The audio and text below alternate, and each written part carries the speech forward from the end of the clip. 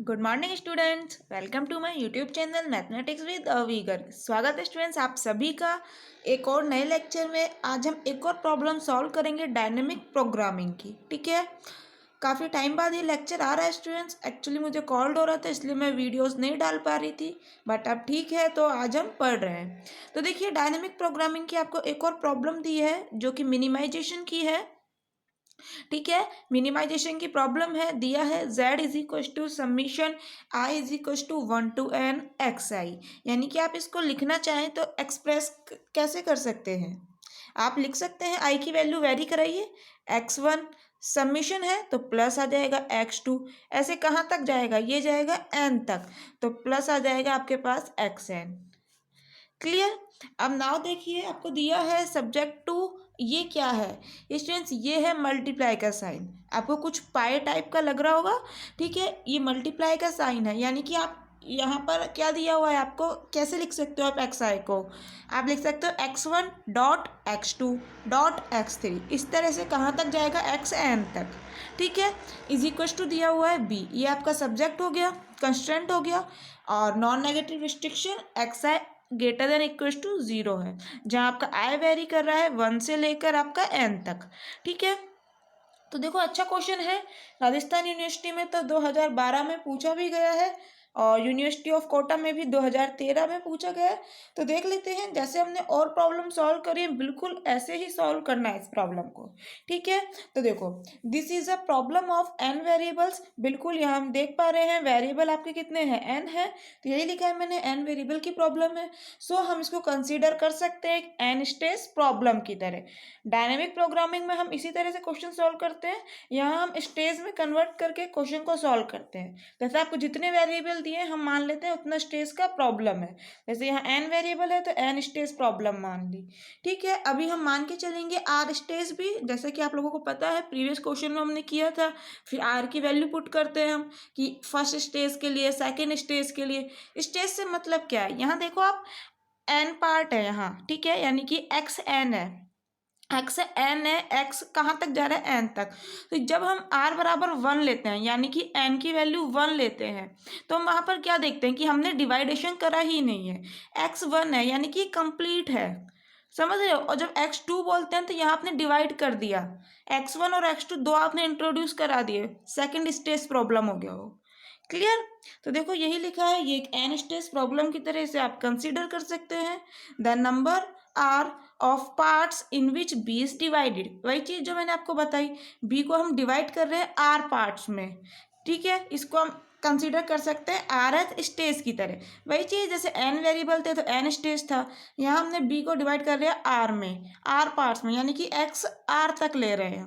तो जब एन था, एक्स एन था, तो एन स्टेज प्रॉब्लम बोल रहे थे, एक्स आर आ गया तो क्या बोलेंगे, आर स्टेज प्रॉब्लम। ठीक है, तो देखिए एफ आर बी आपको क्या दिया हुआ है, मिनिमाइजेशन समीशन आई बराबर 1 to n एक्स आई। ठीक है, ये हमने एज इट इज लिख लिया है। यहाँ पर आपके पास n है, बट हम आर पार्ट्स लेके चल रहे हैं तो आर तक लिख लिया। आई कहाँ वेरी कर रहा है, 1 to r। ठीक है, लास्ट में हम क्या बोलते हैं, पीएमआई से, प्रिंसिपल ऑफ मैथमेटिकल इंडक्शन से, जो भी हम आर के लिए हमारे पास आंसर आता है उसको हम एन के लिए लिख देते हैं बाय पीएमआई। ठीक है, प्रिंसिपल ऑफ मैथमेटिकल इंडक्शन। तो देखो यहाँ पर आपको कंस्ट्रेंट क्या दिए हुए हैं, वही multiply x1 x2 xn is equal to b. तो यहाँ हम r तक ले रहे हैं तो क्या आ जाएगा, x1 dot x2 dot xr is equal to b, और वही नॉन नेगेटिव रिस्ट्रिक्शन। क्लियर। अब देखिए आपने एफ आर बी जो क्वेश्चन में दिया हुआ है उस तरह से लिखा। अब बेलमैन प्रिंसिपल जो हमने फर्स्ट लेक्चर में देखा था उससे कैसे लिख सकते हैं, उसमें आपके पास था जैसे कुछ भी आर के लिए लिख लीजिए, r-1 के लिए लिखने के लिए उसे ऐड कर दीजिए। मतलब जैसा कि आप लिख रहे हैं एफ आर बी, तो यहाँ पर आर के लिए लिख लो पहले। तो आर के लिए स्टूडेंट्स हम यहाँ मान के चलते हैं x are is equal to z. ठीक है, यहाँ मैंने लिख भी दिया है, इनिशियल स्टेट हम बी लेकर चल रहे हैं। आपने यहाँ पर क्या करा है, आर में डिवाइड कर दिया ना बी को, तो आपके पास क्या आ रहा है, x1 dot x2 dot xr is equal to b. यहाँ हम इनिशियल स्टेट बी लेके चल रहे हैं, यानी कि आपने डिवाइडेशन किया ही नहीं है, यानी कि x1 इज इक्व टू क्या है, बी। क्लियर। तो x1 की जगह हम क्या लिख रहे हैं, r लेके चल रहे हैं यहाँ पर अभी, ठीक है। तो यही लिखा है initial state is b and initial decision at rth stage is xr is equal to z। xr की वैल्यू हमने यहाँ मानी है z। तो यहाँ पर आपके पास क्या आ जाएगा, एफ आर बी लेके चल रहे हो तो यहाँ पर क्या आएगा, एक्स आर की जगह हमने ले लिया z, ठीक है। प्लस आर के लिए आ चुका है, r-1 वाले पार्ट को ऐड कर दिया, आर के लिए लिख रहे हो ना, तो ये वाला पार्ट आ गया पहले तो एक्स आर का, और r-1 ऐड कर दिया, F r-1 b upon z. यहाँ बी बाय जेड क्यों आया, देखिए यहाँ आपके पास क्या है, x1 dot x2 dash dash dot x are is equal to b. समझना अच्छे से, यहाँ आपके पास क्या है, एक्स आर तक ही वेरी कर रहे हैं कि x1 x2 X are is equal to आ रहा है एफ आर बी, यानी कि जो इनका मल्टीप्लाई है ना, यहाँ पर जो इनका मल्टीप्लाई है वो चीज़ यहाँ पर आ रही है। अच्छा, तो अब हम यहाँ पर कहाँ ले रहे हैं, r-1 तक के वाले वेरिएबल ले रहे हैं, तो xr-1 की वैल्यू क्या आएगी, एक्स आर से जस्ट पहले क्या आएगा, xr-1, तो एक्स आर को यहाँ डिवाइडेशन में भेज दो, तो xr-1 तक का मल्टीप्लाई क्या आ जाएगा, is equal to b upon x r. तो यहाँ पर इसीलिए आया है बी अपॉन एक्स आर, और एक्स आर की जगह हमने लिख दिया जेड यहाँ से, ठीक है। समझ आया, इनका मल्टीप्लाई बी आ रहा है तो यहाँ पर बी है।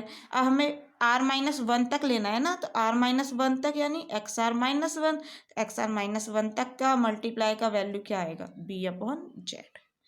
समझ आया, ठीक है। अब देखिए, अब हमें यहाँ पर निकालना है r=1 के लिए क्या वैल्यू आती है, यानी कि आपने डिवाइडेशन किया ही नहीं है, b को एज इट इज लिखा हुआ है, ठीक है। तो यहाँ पर क्या आ जाएगा, r की वैल्यू 1 पुट करी, f1b is equal to b, क्योंकि मैंने बोला ना यहाँ पर आपके पास क्या है, यहाँ पर आपके पास है जिसकी भी वैल्यू निकाल रहे हो, एफ आर बी के लिए निकाल रहे हो, तो यहाँ पर एक्स आर और एक्स आर की जगह जेड पुट किया हुआ है, और फिर उससे पहले का r-1 वाला पार्ट। अरे r-1 वाला पार्ट कहाँ से आएगा जब हमने डिवाइड ही नहीं करा, तो एक ही तो पार्ट है, तो ये इज इक्वल टू क्या आ जाएगा, बी। अब 2 के लिए देखिए, यहाँ पर क्या आएगा, f2b is equal to minimum. एक चीज़ और स्टूडेंट्स, यहाँ पर जेड का हमने कैसे लिखा कि 0 से लेकर b तक वेरी करेगा। देखो जेड आपका है क्या, हमारा initial decision at rth stage पे जो आपका इनिशियल डिसीजन है वो हमने माना है z, x are is equal to z माना है ना, और आर आपका कहाँ तक जा रहा है, 1 to r, ठीक है, 1 to n बाद में लेंगे हम, ठीक है। तो एक्स आर की वैल्यू हो क्या कह सकती है, यहाँ पर x1 x2 सबका मल्टीप्लाई आएगा आपके पास b, ठीक है। तो एक्स आर की वैल्यू मैक्सिमम क्या हो सकती है, b से ज़्यादा तो होगी नहीं ना, b से ज़्यादा तो होगी नहीं, b तक हो सकती है वैल्यू, ठीक है। तो इसीलिए हमने लिखा है 0 से स्टार्ट होकर वैल्यू b तक जा सकती है एक्स आर की, इसीलिए जेड की वैल्यू भी 0 से लेकर b तक जा रही है। क्लियर। तो देखिए इस वाले क्वेश्चन में हमने रिकंसिलिएशन कहते हैं इसे, मैंने आपको पहले ही बताया था, जैसे हम लेजेंडरी पॉलिनोमियल पढ़ते थे वहाँ भी हम यूज़ करते थे, इस वर्ड का यूज़ करते थे हम। जैसा कि इस वर्ड का मतलब क्या है, रिकरेंस रिलेशन स्टूडेंट्स ऐसे रिलेशन को कहते हैं जहाँ हम सिंपल लैंग्वेज में समझना चाहें तो यहाँ आर की वैल्यू पुट करते हैं, r=1 के लिए निकालेंगे 2 3, ठीक है, इस तरह से। तो देखिए यहाँ पर क्या आ जाएगा, z प्लस आर की वैल्यू पुट करी 2, तो 2 - 1 बचता है, तो f1b अपॉन जेड। f1b की वैल्यू पता है आपको, तो क्या f1b अपॉन जेड की वैल्यू नहीं बता सकते, यहाँ b है तो आपका यहाँ b आ गया, यहाँ b बाय जेड है तो b बाय जेड आ जाएगा यहाँ पर इसकी वैल्यू, तो क्या आ गई, f1b बाय जेड की वैल्यू b बाय जेड, ठीक है। अब क्या करना है, अब हमें निकालना है इस ब्रैकेट की मिनिमम वैल्यू, यही लिखा है कि जेड की वैल्यू 0 से b तक वेरी कर रही है, ऐसी क्या वैल्यू रखें हम यहाँ जेड की, क्या आपके पास ये ब्रैकेट मिनिमम वैल्यू दे दे। मिनिमम वैल्यू निकाल फाइंड आउट करनी है ना, इसके लिए हम क्या करते हैं, मिनिमम या मैक्सिमम वैल्यू के लिए जो भी आपका फंक्शन है, ठीक है, जो भी आपका फंक्शन है z plus b by z का निकालना है या मिनिमम वैल्यू, तो इस फंक्शन को हम डिफ्रेंशिएट करते हैं, वहाँ से निकालते हैं जेड की वैल्यू और चेक करते हैं उस जेड की वैल्यू पे d2, ठीक है, यानी डबल डिफ्रेंशिएशन आपके पास लेस देन 0 आ रहा है या ग्रेटर देन 0। यदि लेस देन 0 आता है तो हम कह देते हैं वो फंक्शन मैक्सिमम है, और अगर ग्रेटर देन 0 आता है तो हम कहते हैं वो फंक्शन मिनिमम है। यहाँ अपोजिट है, ध्यान रखिएगा, लेस देन है तो मैक्सिमम, ग्रेटर देन है तो मिनिमम। ठीक है। तो देखो मान लेते हैं इसे हम H2 कि H2 बराबर है Z plus b by z. ठीक है, डिफ्रेंशिएट करा, जेड का क्या हो जाएगा 1 और बी आपका कांस्टेंट है एज इट इज़ है, 1/जेड का होगा -1/जेड²। ठीक है, अब इसको जीरो लिखना है तो इसको जीरो को इक्वल रखा, ये वैल्यू आपके पास जीरो के इक्वल आ गई। तो देखो इस वाले पार्ट को RHS में भेज दीजिए तो क्या आ जाएगा 1 = b/जेड²। ठीक है, समझ रहे हैं? देखिए आपके पास यहाँ आ जाएगा कुछ इस तरह से। ठीक है, अब जेड² को इधर भेज दीजिए, मल्टीप्लाई कर दीजिए तो क्या आ जाएगा Z² = b। तो यहाँ से जेड बराबर क्या आ गया, पावर अपॉन में चल जाएगा, यानी कि b की पावर 1/2। ठीक है, यही लिखा है। अब इस वैल्यू पे हम चेक करेंगे, इस जेड की वैल्यू पे d2h2/dz²। तो यहाँ पर इसको एक बार और डिफ्रेंशिएट कर दो, 1 कांस्टेंट है, 0 हो जाएगा, 0 माइनस बी, 1/जेड² का होता है डिफ्रेंशिएशन -2/जेड³। तो माइनस माइनस वो प्लस हो जाएगा और 2/जेड³ आपके पास एज इट इज़। ठीक है, आपको पता है ना x की पावर n का डिफ्रेंशिएशन क्या होता है, x के रेस्पेक्ट में n, x की पावर n-1। ठीक है, तो यहाँ पर Z² है तो इसको ऊपर लेके जाओगे तो क्या हो जाएगा Z की पावर -2। तो अब इसका क्या हो जाएगा -2 आगे आएगा, Z की पावर -2 -1 तो ये क्या हो गया -3, -2 जेड की पावर -3, जेड को नीचे लेकर जाएगी तो आपके पास क्या आ जाएगा पावर प्लस हो जाएगी, यानी कि जेड की पावर -2/जेड³। ठीक है, इसी तरह से हमने निकाला है। तो देखो स्टूडेंट्स यहाँ पर जेड की वैल्यू पुट करो, b की पावर 1/2। ठीक है, यहाँ पर आपके पास b की पावर 1/2 पुट करोगे तो पावर के ऊपर पावर होती है तो मल्टीप्लाई हो जाती है, तो यहाँ पर क्या आ जाएगा 3/2, यही लिखा है।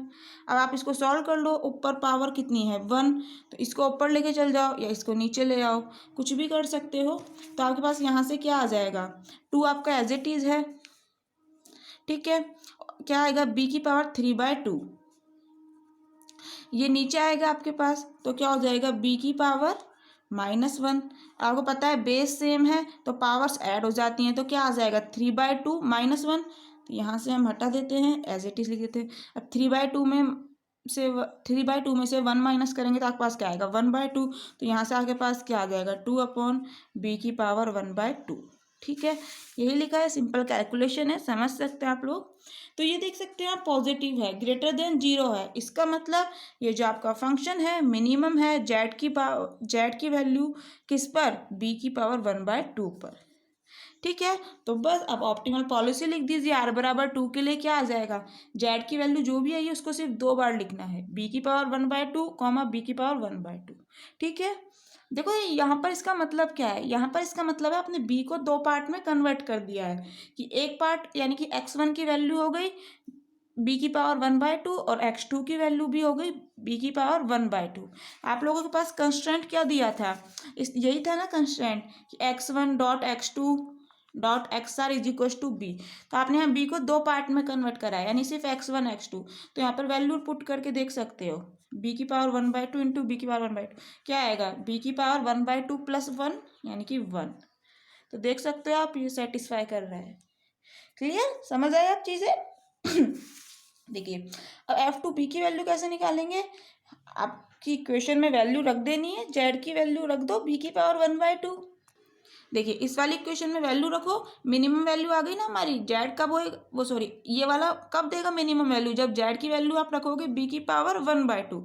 तो यहाँ पर जेड की जगह लिख दो b की पावर 1/2, यहाँ भी लिख दो, सॉल्व करोगे तो आपके पास आ जाएगा आंसर 2b की पावर 1/2। ठीक है, अब उसी रिकन्सिलेशन में स्टूडेंट्स r की वैल्यू 3 पुट कीजिए तो आपके पास क्या आ जाएगा, यहाँ क्या होता है r-1 तो 3 - 1 हो जाएगा आपके पास 2। ठीक है, और ये एज इट इज और चीज़ें।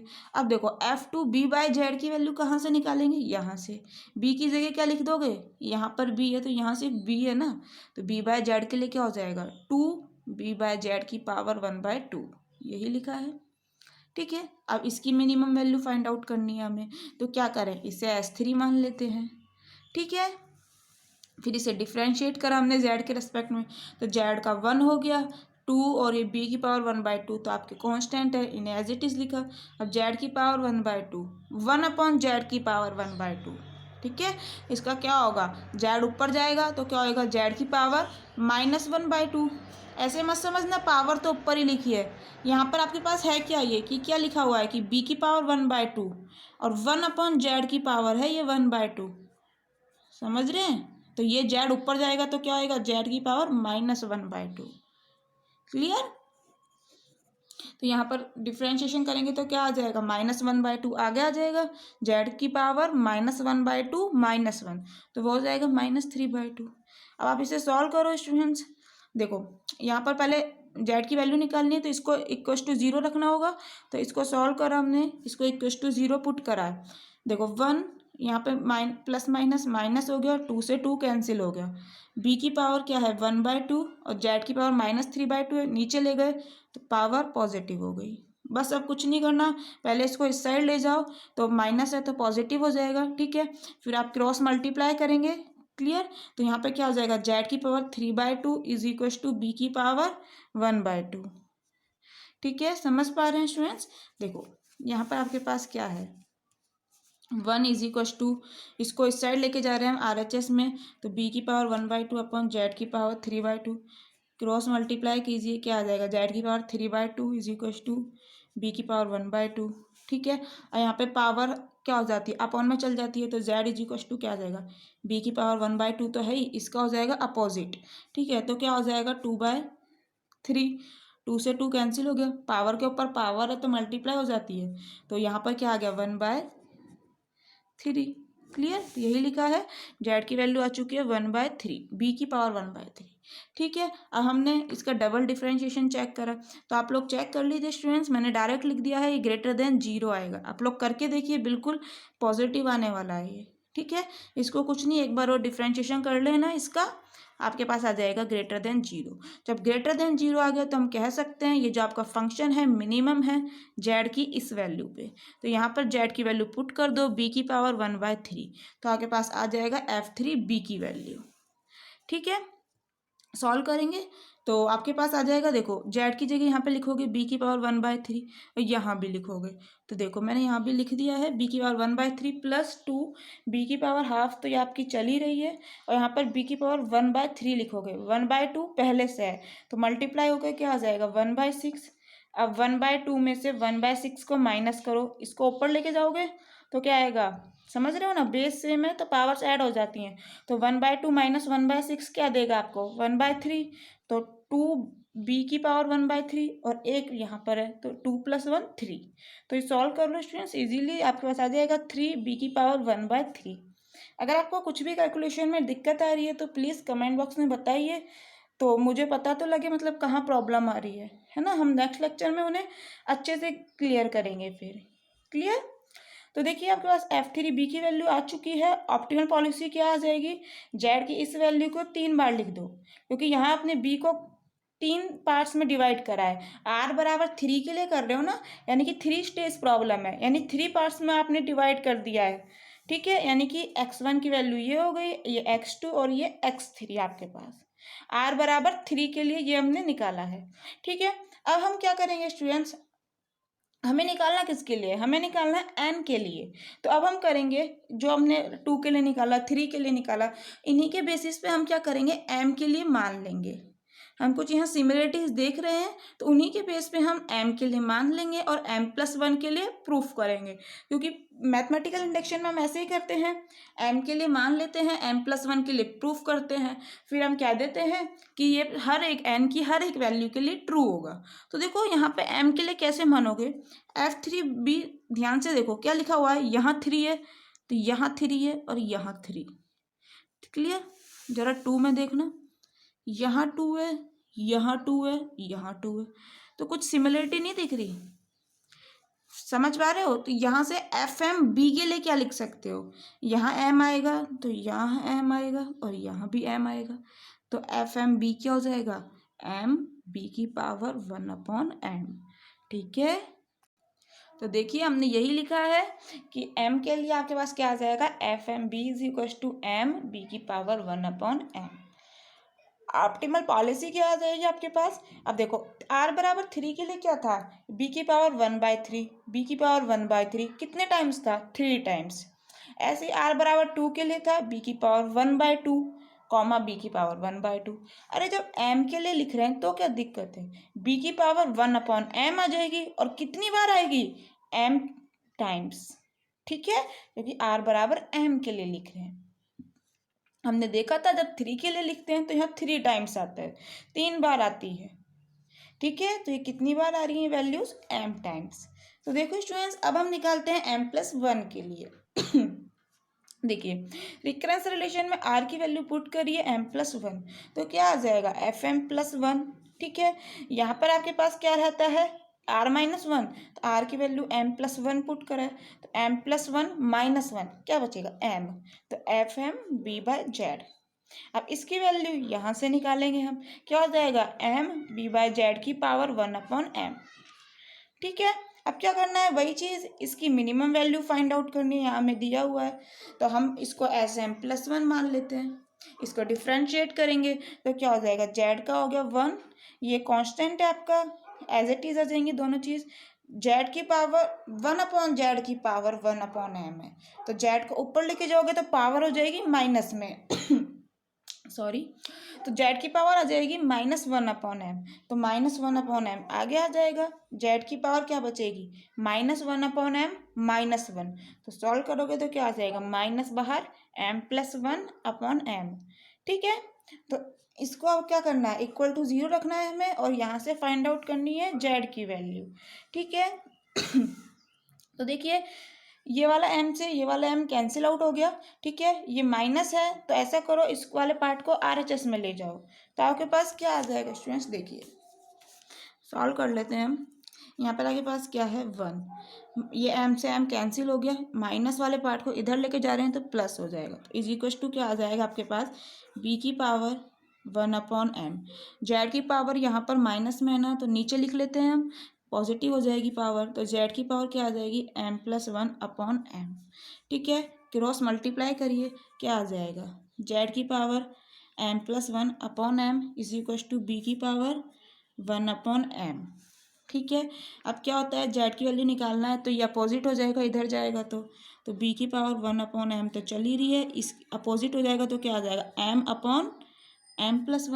तो देखो पावर के ऊपर पावर है तो मल्टीप्लाई हो जाती है, तो यहाँ पर मल्टीप्लाई का साइन लग रहा है, तो बस सॉल्व करना है, m से m कैंसिल हो गया, क्या आ गया b की पावर 1/m+1। तो z की वैल्यू आ चुकी है, देखो यही लिखा है मैंने। ठीक है, अब हमें क्या करना है, z की इस वैल्यू पे डबल डिफ्रेंशिएशन चेक करना है, तो इस वाले टर्म को आपको एक बार और डिफ्रेंशिएशन कर देना और कुछ भी नहीं करा, तो 1 तो कांस्टेंट है, इसका हो जाएगा 0, माइनस b की power 1/m as it is लिखा हुआ है, इसका करना है, इसको ऊपर लेके जाओगे वही चीज़, पावर क्या हो जाएगी माइनस में, तो माइनस वाला पार्ट देखो -m+1/m आगे आ जाएगा, z की पावर क्या बचेगी -m+1/m -1। समझ रहे हो, यहाँ पर क्या आएगा आपके पास, ऊपर लेके जाओगे तो z की पावर -m+1/m चल ही रहा है, इसकी पावर क्या हो जाएगी -1 और आएगा, क्योंकि x की पावर n का क्या होता है nx n-1, तो ये n आगे आ जाता है, ये वाला पार्ट आपके आगे आ गया, ये मैंने लिख दिया है। ठीक है, यहाँ पर आपके पास पावर ये कैसा है ये बता रहे हैं हम, तो देखो -m और -m, अरे एलसीएम लेंगे ना, तो -m क्या हो जाएगा -2m, और ये आपका -1 एज इट इज़, और ये अपॉन वाला m, तो क्या आ जाएगा माइनस कॉमन ले ले तो 2m+1/m, तो देखो यही लिखा है -2m -1/m, माइनस कॉमन लेके यहाँ नहीं दिखाया और कुछ भी नहीं करा। ठीक है, अब देखिए सॉल्व करा और कुछ भी नहीं, माइनस माइनस प्लस हो गया, क्या बचा m+1/m कांस्टेंट है, एज इट इज़ बाहर लिख लिया, इस वाले टर्म एज इट इज़ लिखी है। ठीक है, z की वैल्यू यहाँ पुट कर दी है, b की पावर 1/m+1, और इसकी पावर ये चली रही है, इसको हम नीचे ले गए z को, तो पावर पॉजिटिव हो गई, देख पा रहे हैं ना, अब z नीचे चला गया, z की वैल्यू नीचे पुट करी है हमने। तो आप लोग यहाँ पर चाहो तो इसे सॉल्व कर लो, और नहीं तो आपको दिख रहा है b की पावर में यहाँ कुछ ना कुछ टर्म आने वाली है, लेकिन वो कन्फर्म है पॉजिटिव आएगी, नेगेटिव तो कहीं आने वाली नहीं है, कहीं नेगेटिव दिख रहा है आपको, कुछ भी नहीं है नेगेटिव, तो यह हमेशा पॉजिटिव रहेगा, यानी कि ग्रेटर देन 0 रहेगा। चाहो तो सॉल्व करके देख सकते हो, और नहीं तो आप लोग इजीली देख पा रहे हैं वैसे ही। ठीक है, अगर एग्जाम में टाइम कम होता है तो आप लोग यहाँ पर सॉल्व करने के चक्कर में नहीं रहें, डायरेक्ट लिख दें। ठीक है, तो देखिए स्टूडेंट्स, यहाँ पर आपके पास ये ग्रेटर देन 0 आ चुका है, तो हम कह सकते हैं ये वाली जो आपकी टर्म है ये पॉजिटिव मिनिमम होगी जेड की वैल्यू इस पर। ठीक है, तो ऑप्टिमल पॉलिसी क्या आ जाएगी, बी की पावर 1/m+1 कहाँ तक जाएगा, m+1 टाइम्स। ठीक है, m के लिए था तो m टाइम्स जा रहा था, m+1 के लिए तो ये कितनी टाइम्स है, m+1 टाइम्स। ठीक है, अब हमें निकालनी है fm+1 की वैल्यू, तो ये आ जाएगी जेड की वाली वैल्यू पुट कर देनी है इसमें। ठीक है, जेड की वैल्यू यहाँ पर और यहाँ पुट कर दो, सॉल्व करोगे तो इजीली आपके पास वैल्यू आ जाएगी। देखो यहाँ पर हमने क्या था, जेड की वैल्यू पुट करी है बी की पावर 1/m+1 प्लस m, यहाँ क्या था b/z, तो b/z की वैल्यू पुट कर दी, और ये 1/m आपका पावर चल ही रहा था, देख सकते हैं। ठीक है, नाउ इसको सॉल्व करा और कुछ भी नहीं करा, यहाँ पर देखो ऊपर पावर कितनी है, यहाँ पर 1। ठीक है, सॉल्व करो थोड़ा सा, b की पावर 1 है तो इसको ऊपर लेके जाओगे तो क्या आएगा माइनस में, तो क्या आ जाएगा b की पावर 1 माइनस 1/m+1। ठीक है, एलसीएम लेंगे तो क्या आ जाएगा, m+1 -1, 1 से 1 कैंसिल, क्या आ गया इज इक्वल टू m/m+1। ये क्या है, b की पावर, और ये इसको सॉल्व करने पर आई है ये चीज़, इसकी पावर 1/m चल ही रही है, यानी कि मल्टीप्लाई में चल रही है पावर, तो m से m कैंसिल हो गया, तो क्या बच गया, b की पावर 1/m+1। ठीक है, यहाँ पर m आपका एज इट इज चल ही रहा है, और यहाँ पर ये वाली टर्म, तो आपके पास क्या आ गई, b की पावर 1/m+1। ठीक है, प्लस m, और b की पावर 1/m+1, तो इसमें क्या हो गया, ये 1 है ये m है, तो क्या आ गया आपके पास m+1। अरे ऐसा कर लो, b की पावर 1/m+1 को कॉमन लिया है। ठीक है, तो क्या बचा, यहाँ पर 1 और यहाँ पर m, तो यही तो लिखा है 1 + m, तो आपके पास क्या आ गया m+1 b की पावर 1/m+1। तो देखो यही चीज़ लिखी है मैंने यहाँ पर, यही चीज़ लिखी है। ठीक है स्टूडेंट्स, अगर किसी को भी यहाँ पर कैलकुलेशन में प्रॉब्लम आ रही है तो प्लीज़ कमेंट बॉक्स में बताइए। मुझे ऐसा लगता है आपको ये सब चीज़ें आती हैं कि बेस सेम है तो पावर्स ऐड हो जाती हैं मल्टीप्लाई वाली, इसीलिए मैंने कुछ डायरेक्ट कर दिया है, बट आपको कहीं भी प्रॉब्लम आ रही तो प्लीज़ कमेंट बॉक्स में बताइए। ठीक है, आगे से हम ध्यान रखेंगे, चीज़ें देखो क्लियर होनी चाहिए, कुछ भी है समझ नहीं आ रहा तो प्लीज़ बताओ। ठीक है, तो fm+1 की वैल्यू भी आ चुकी है, तो हम कह सकते हैं अब PMI से, प्रिंसिपल ऑफ मैथमेटिकल इंडक्शन से, कि ये जो आप वैल्यूज़ निकाल रहे हो ना x1 x2 xr की, ये r की हर एक वैल्यू के लिए ट्रू होगा। तो r की वैल्यू अब हमने पुट कर दिया n, तो आपके पास क्या आ जाएगा यहाँ पर आपके पास m+1 की जगह क्या करना है, एक तरह से n पुट करना है, ऐसे समझ सकते हो। तो क्या आ जाएगा, b की पावर 1/n कहाँ तक जाएगा, ये जाएगा n टाइम्स, ये m+1 टाइम्स है ना, अब n लेना है हमें r की जगह, तो क्या आ जाएगा n टाइम्स, यहाँ पर आपके पास क्या आ रहा है, x1 की वैल्यू ये है, ये x2 की वैल्यू, ये xn की वैल्यू, इन सब का मल्टीप्लाई करोगे तो क्या आएगा, b आएगा। क्यों आएगा भैया, इन सब का मल्टीप्लाई करना है, आपको दिख रहा है बेस सेम है, यानी कि पावर ऐड हो जाएंगी, 1/n को आपको n टाइम्स ऐड करना है, ये वाली टर्म्स n टाइम्स है ना, तो ये 1/n भी n टाइम्स है। तो मुझे एक बात बताओ, 1/n को n टाइम्स जोड़ोगे तो क्या आ जाएगा, n/n नहीं आएगा क्या, अच्छा n की जगह 2 लेके करो जब समझ आएगा। ठीक है, n की जगह 2 लिया, यानी कि 2 बार इनको जोड़ना है, तो क्या आ गया 1 आया कि नहीं आया, आ गया। अच्छा n की जगह 3 ले लो, तो क्या आएगा 1/3 + 1/3 + 1/3, तो ये क्या आ गया 1 + 1 + 3, यानी कि 3/3, यानी कि ये 1 नहीं आ गया क्या। तो आप लोग देख पा रहे हो यहाँ पर अगर 1/n को n टाइम्स ऐड करते हैं तो ये आएगा n/n, n से n कैंसिल आउट, ये आ गया वैल्यू 1, यानी कि यहाँ पर क्या आएगा, सबों को मल्टीप्लाई करोगे b की पावर 1, यानी कि b, यही तो था हमारा सब्जेक्ट, समझ आया। तो देख सकते हैं आप लोग यहाँ x1 x2 xr n की वैल्यू आ चुकी है, और fn b क्या आ जाएगा, n b की पावर 1/n। क्लियर, ये हो गया आपका मिनिमम, जो आपका ऑब्जेक्टिव फंक्शन था ना ये आ चुकी है उसकी वैल्यू। क्यों, आपने एफ आर बी क्या माना था, जो आपका ऑब्जेक्टिव फंक्शन था वही तो माना था ना कि मिनिमम ऑफ समीशन एक्स आई, तो यही तो हमने वैल्यू निकाला है। ठीक है, समझ आया। तो स्टूडेंट्स यहाँ आपका आ चुका है आंसर।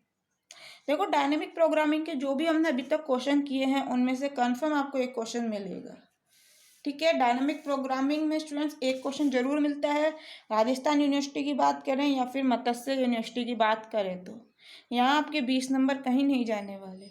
और जो एक और क्वेश्चन है आपका, ठीक है, जो आपका अथवा में आता है और में आता है, उस टाइप वाले क्वेश्चन हम करेंगे अभी आने वाले लेक्चर्स में। इसके बाद हम पढ़ेंगे वो कुछ इस टाइप के रहते हैं कि कोई भी आपको एलपीपी दिया है, ठीक है, उसमें आपको कंस्ट्रेंट दिए होंगे 2 या 3 कुछ भी दिए हैं, उन्हें आप कैसे सॉल्व करते हैं डायनेमिक प्रोग्रामिंग से, वो हम सीखेंगे नेक्स्ट लेक्चर में। Clear. So thank you students, मिलते हैं नेक्स्ट लेक्चर में। अगर कोई भी क्वेरी है, प्रॉब्लम आ रही है, कहीं भी दिक्कत आ रही है तो प्लीज़ कमेंट बॉक्स में पूछ सकते हैं आप, प्लीज़ पूछिए। Thank you.